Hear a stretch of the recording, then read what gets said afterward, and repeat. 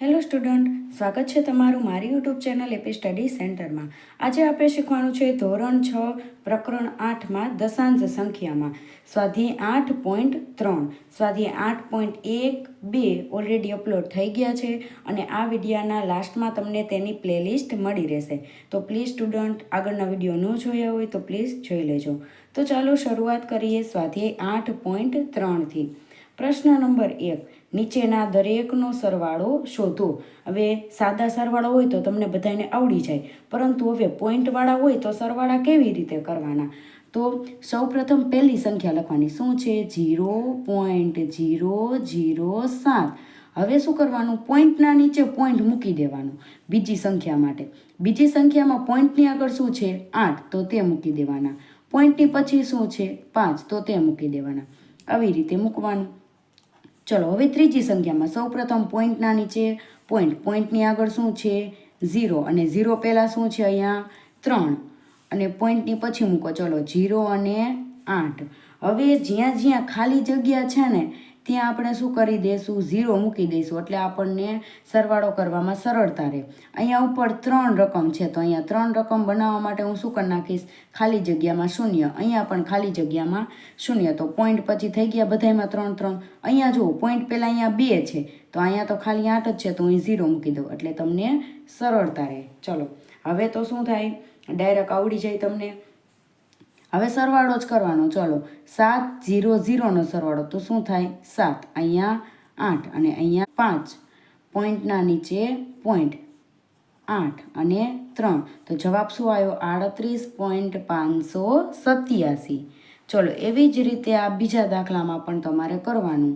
હવે તમને એમ થાય કે આ પહેલી સંખ્યામાં તો પોઈન્ટ જ નથી, તો એના પછી પોઈન્ટ આવેલો હોય તો 15 પછી પોઈન્ટ મૂકવાનું. હવે બીજી સંખ્યાને મૂકવા માટે પોઈન્ટના નીચે હું પોઈન્ટ મૂકીશ. પોઈન્ટની આગળ શું છે? અહીંયા 0, અને પોઈન્ટની પછી શું છે?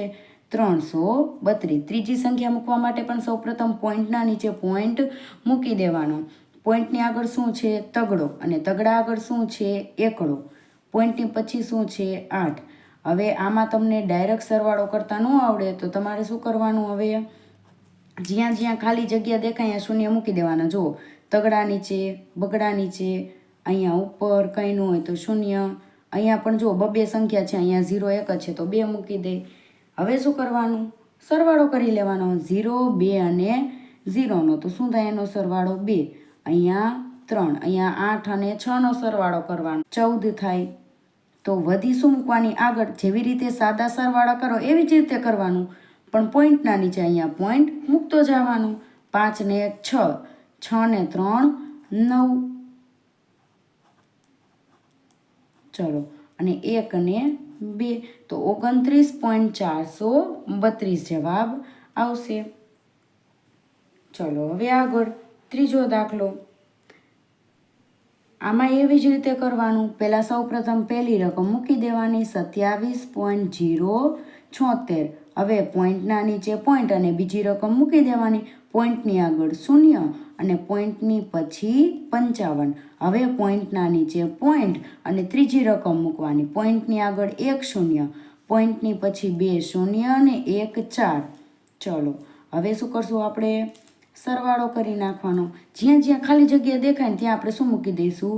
0 મૂકી દઈશું. ચલો, હવે 6 ને 4 કેટલા થાય? 10. વધી અહીં આગળ. ચલો, 7 ને 1 8, 13, તો 13. 5 ને 1 6, પોઈન્ટના નીચે પોઈન્ટ. 7 ના 7 ને 2 ના. હવે આપણે ચોથો દાખલો ગણીએ એવી જ રીતે.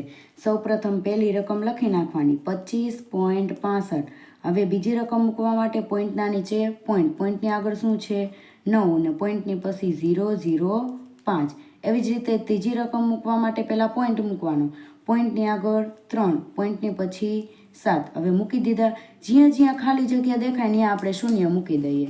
ચલો, અહીંયા 3 રકમ, અહીં 2 છે, તો પાછળ 1 0 મૂકી દઈએ. અહીંયા પણ 2 0 આવશે. અહીંયા 1 1 0, એટલે બધાને 2 2 2 2 થઈ જાય. અહીંયા 3 3 થઈ જાય. હવે ડાયરેક્ટ સરવાળો.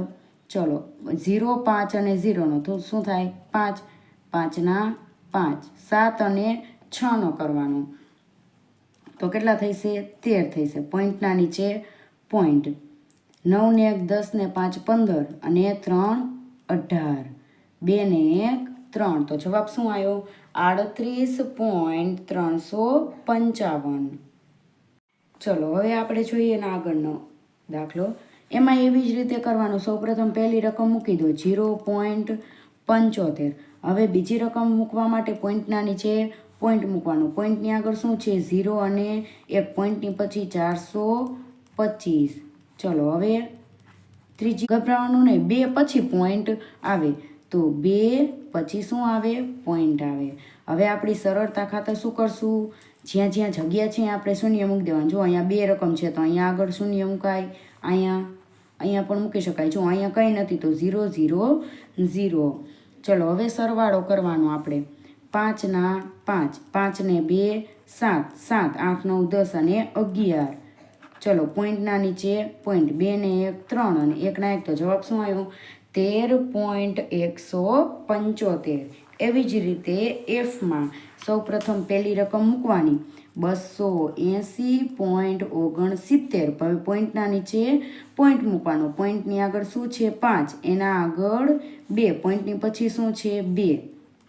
ચલો હવે 38 છે તો આમાં કઈ રીતે? એવી જ રીતે પોઈન્ટની આગળ આવે 38 પછી પોઈન્ટ આવે, એવી રીતે. ચલો હવે શું કરવાનું? આપણે સરવાળો. આપણી સરળતા ખાતર આપણે શું મૂકી દઈશું? શૂન્ય મૂકી દઈશું. ચલો 9 ના 9, 6 ને 2 8, પોઈન્ટના નીચે પોઈન્ટ. 5 અને 8 8 13. ચલો 8 ને 1 9, 10 11 12 13 અને 14. તો 2 ને 1 3, તો જવાબ શું આવ્યો? 343.89. તો આની સાથે જો તમારે પ્રશ્ન નંબર 1 કમ્પ્લીટ થઈ જાય છે. અને આવી રીતે એના દાખલા તમારે ગણવાના રહેશે. ચલો હવે આપણે જોઈએ પ્રશ્ન નંબર 2. રશીદે ગણિતની ચોપડી માટે કેટલા રૂપિયા આપ્યા છે? 35.75 રૂપિયા. અને વિજ્ઞાનની ચોપડી માટે 32.7 રૂપિયા ખર્ચી નાખ્યા. તો રશીદ દ્વારા ખર્ચવામાં આવેલી કુલ રકમ શોધો. હવે જો એટલું યાદ રાખવાનું, કુલ હોય ને ત્યાં આપણે હંમેશા સરવાળો જ કરવાનો રહેશે. તો સૌપ્રથમ આપણે શું લખશું કે 35.75 રૂપિયા કેના દ્વારા ખરીદેલા છે? અહીંયા ગણિતની ચોપડી ખરીદેલી છે, અને ગણિતની ચોપડી માટે. ચલો અને પ્લસ 32.60 રૂપિયા છે વિજ્ઞાનની ચોપડી માટે.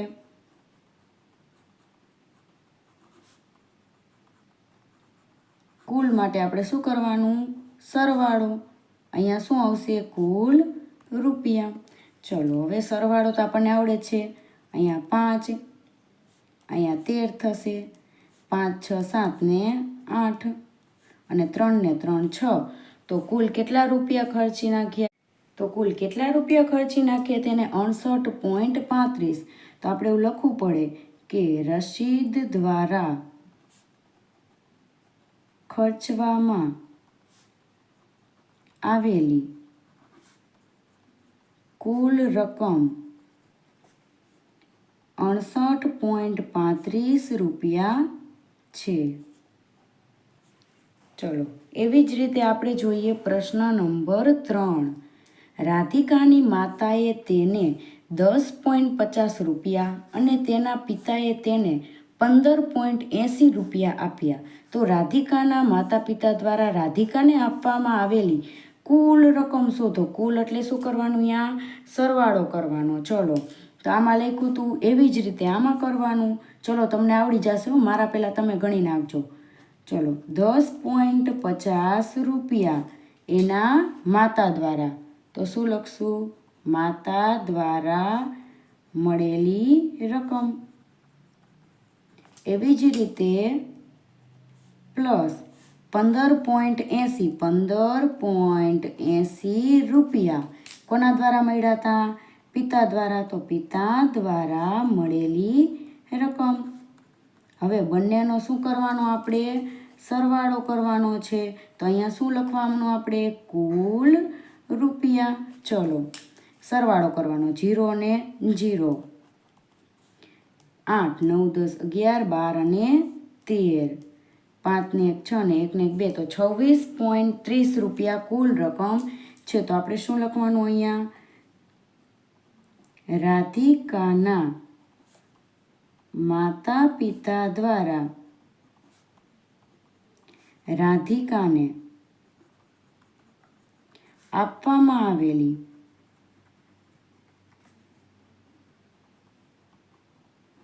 કુલ રકમ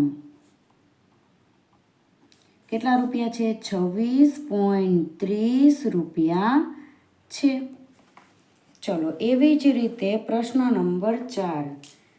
નસરીને 3 મીટર 20 સેમી કાપડ તેના શર્ટ માટે ખરીદ્યું, 2 મીટર 5 સેમી કાપડ તેના પેન્ટ માટે ખરીદ્યું, તો તેના દ્વારા ખરીદવામાં આવેલ કાપડની કુલ લંબાઈ શોધો. ચલો, હવે જુઓ તમે, એકમ સરખા હોવા જોઈએ, જેમ કે મીટર મીટર, સેમી સેમી, કિલોમીટર કિલોમીટર. અહીંયા જુઓ તમે, 3 મીટર છે પરંતુ અહીંયા 20 સેમી કાપડ છે, બરાબર? તો 3 મીટર ને 20 સેમી આપણે એક એકમમાં કરવું પડે. કાં તો તમારે બંનેને સેમી બનાવવાના અને કાં તો તમારે બંને એકમને મીટરમાં કરવાના. ચલો, તો આપણે સ્ટાર્ટિંગ દાખલાની ત્યાંથી જ કરવાની કે નસરી દ્વારા સૌ પ્રથમ પહેલાં શર્ટના કાપડનું કરીએ આપણે. શર્ટના કાપડ. ચલો, શર્ટનું કાપડ છે કેટલું છે અહીંયા? 3 મીટર અને 20 સેમી. તો આપણે 20 સેમી છે ને એને આપણે મીટરમાં ફેરવી નાખીએ. ચલો, તો 3 મીટરના 3 મીટર રાખી દઈએ. 20 સેમીને તમે મીટરમાં ફેરવો એટલે છેદમાં 100 મૂકવા પડે.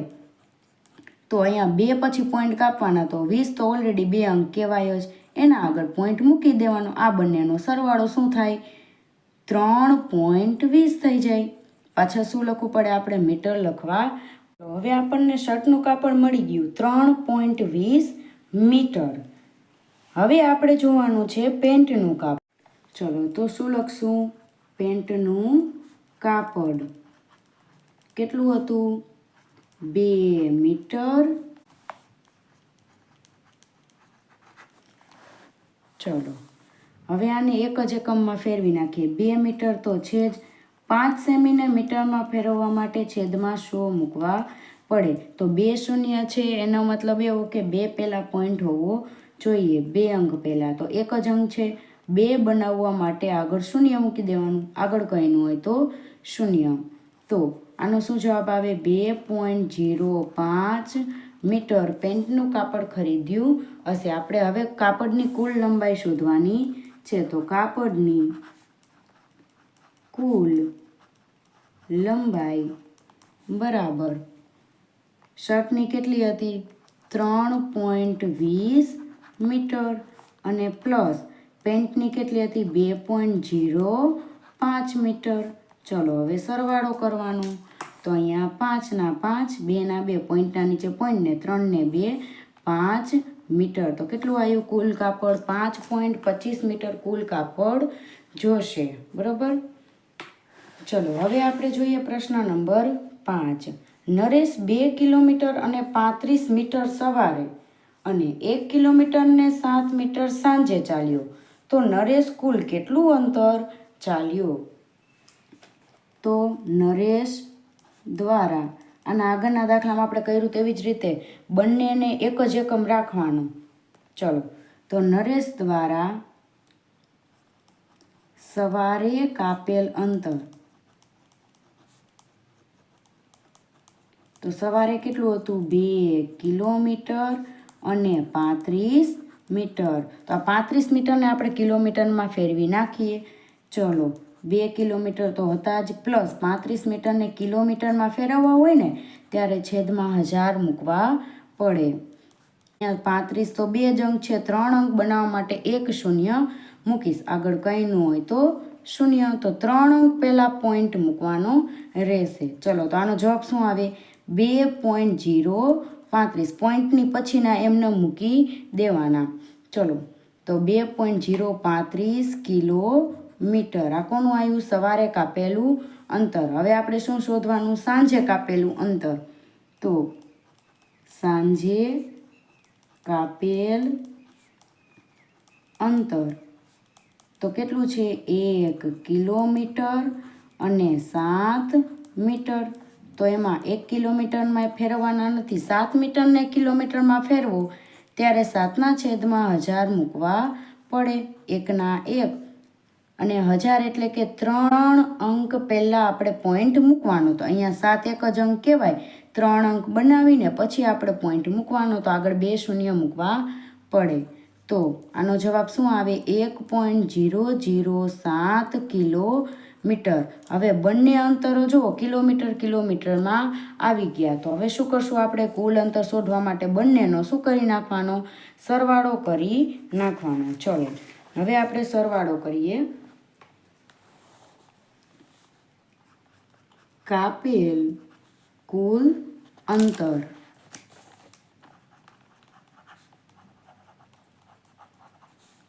ચલો તો સવારે કાપેલ અંતર કેટલું હતું? 2.035 કિલોમીટર અને પ્લસ સાંજે કાપેલ અંતર હતું 1.007 કિલોમીટર. ચલો 7, 8, 9, 10, 11 અને 12, 3 ને 1 4, 0.3 કિલોમીટર. તો કુલ કેટલું અંતર ચાલ્યો હશે? 3.042 કિલોમીટર. તો આપણે એવું લખવું પડે કે નરેશ કુલ 3.042 કિલોમીટર અંતર ચાલ્યો. ચલો હવે આપણે જોઈએ પ્રશ્ન નંબર 6. સુનિતાએ તેની શાળા સુધી પહોંચવા 15 કિલોમીટર અને 268 મીટર બસ દ્વારા કાપ્યું. 7 કિલોમીટરને 7 મીટર કાર દ્વારા અને 500 મીટર ચાલીને મુસાફરી કરી અને પછી તે શાળાએ પહોંચી ગઈ.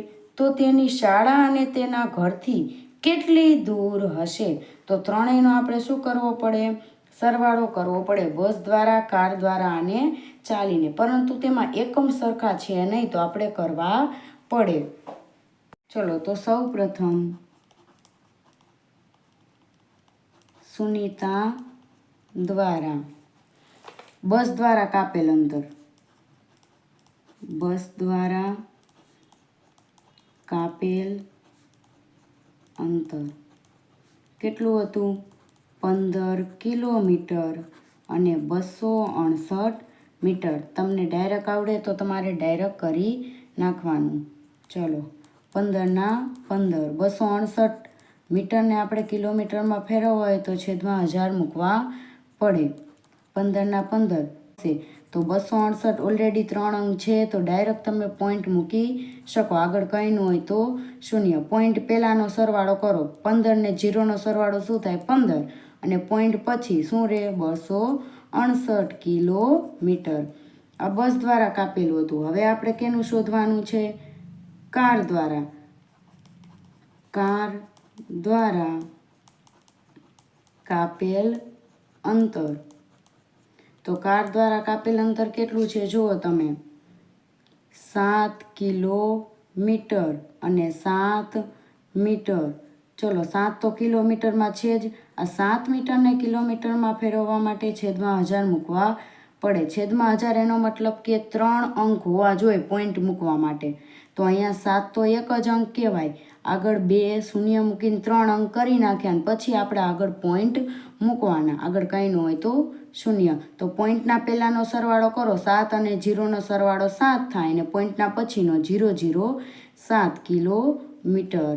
તો આ બંને કિલોમીટરમાં આવી ગયા. હવે આપણે શોધવાનું છે ચાલીને મુસાફરી કરે છે 500 મીટર દ્વારા. ચલો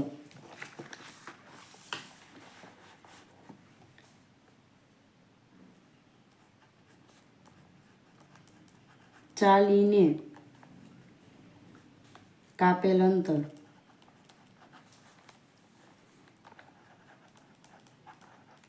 ચલો ચાલીને કેટલું કાપે છે? 500 મીટર.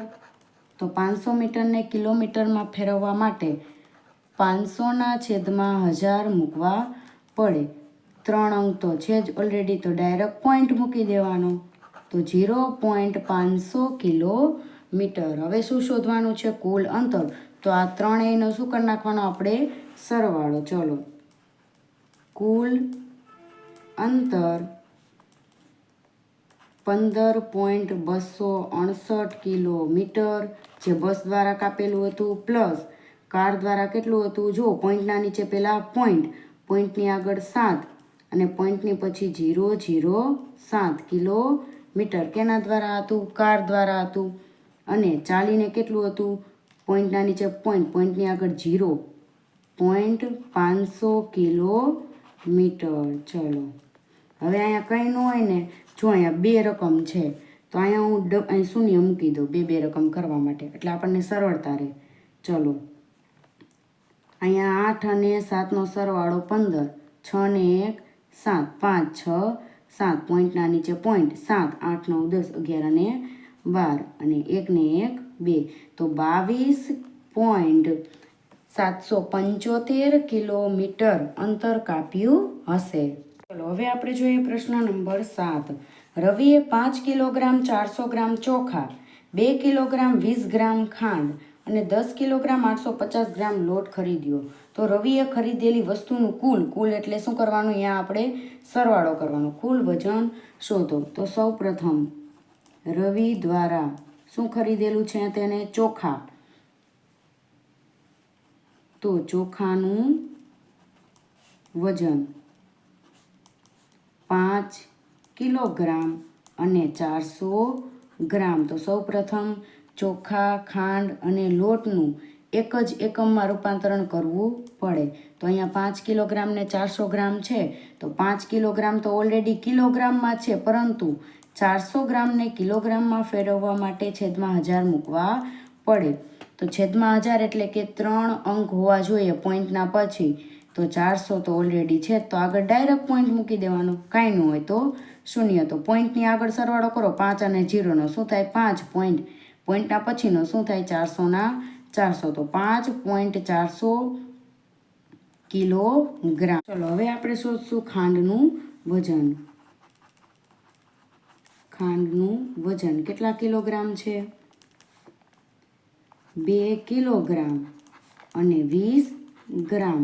તો એક જ એકમ બનાવવા માટે 2 કિલોગ્રામ તો છે જ, 20 ગ્રામને 2 કિલોગ્રામમાં ફેરવવા માટે છેદમાં 1000 મૂકવા પડે. છેદમાં 1000 એટલે કે 3 અંક હોવા જોઈએ, 2 અંક હોય તો આગળ એક શૂન્ય મૂકીને 3 અંક બનાવી નાખવાના અને પછી પોઈન્ટ મૂકવાનો. તો 0.020 કિલોગ્રામ. તો આનો જવાબ શું આવે, પોઈન્ટની પહેલાંનો કરો, પોઈન્ટની પહેલાં 2 અને પોઈન્ટની પહેલાં 0, તો શું થાય, 2.020 કિલોગ્રામ. એવી જ રીતે લોટના વજનનું કરી નાખવાનું. લોટનું વજન કેટલું છે, 10 કિલોગ્રામ અને 850 ગ્રામ. તો કિલોગ્રામ તો એમને રહેવા દેવાના, 850ને તમે કિલોગ્રામમાં ફેરવો એટલે છેદમાં 1000 મૂકવા પડે. 3 અંક તો ઓલરેડી છે, તો ડાયરેક્ટ પોઈન્ટ મૂકી શકો. તો 10.850 કિલોગ્રામ. હવે 3 કિલોગ્રામમાં આવી ગયા, તો આપણે હવે શું શોધવાનું છે, કુલ વજન શોધવાનું છે. ચલો હવે આપણે શોધવાનું છે કુલ વજન. તો સૌપ્રથમ ચોખાનું વજન 5.400 કિલોગ્રામ. પછી આપણે ખાંડનું વજન મૂકવાનું, કેટલું હતું, 2.020 કિલોગ્રામ અને લોટનું હતું 10.850 કિલોગ્રામ. ચલો હવે અહીંયા આપણે શૂન્ય મૂકી દઈએ, આપણને સરળતા રહે એટલા માટે. ચલો અહીંયા 0, અહીંયા 7 8 અને 4 12, પોઈન્ટના નીચે પોઈન્ટ 5 6 7 અને 8 અને 1. તો કુલ કેટલા કિલોગ્રામ એને ખરીદેલું હશે, 18.270 કિલોગ્રામ. તો રવિએ ખરીદેલી વસ્તુનું કુલ વજન 18.270 કિલોગ્રામ છે. આની સાથે આપણું સ્વાધ્યાય 8.3 કમ્પ્લીટ થાય છે. અને જો સ્ટુડન્ટ તમને મારો વિડીયો પસંદ આવતો હોય તો લાઇક, શેર, સબસ્ક્રાઈબ અને કમેન્ટ જરૂરથી કરજો. Thank you.